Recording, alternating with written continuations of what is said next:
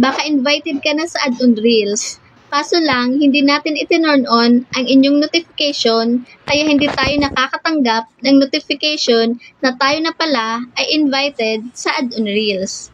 Sa hindi pa nakakaalam nito, panoorin lamang at sundan ang video na ito. Una, punta muna tayo sa settings and privacy.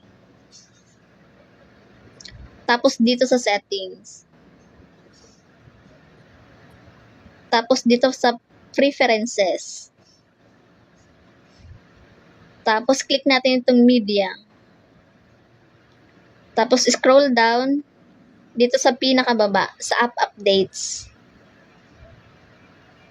Tapos itong Facebook update available. Para manu-notify tayo ni Facebook Mameta kung meron na tayong ads on Reels. Kung may natutunan kayo sa video na ito, huwag kalimutang i-share at i-follow ako. See you sa next tutorial video!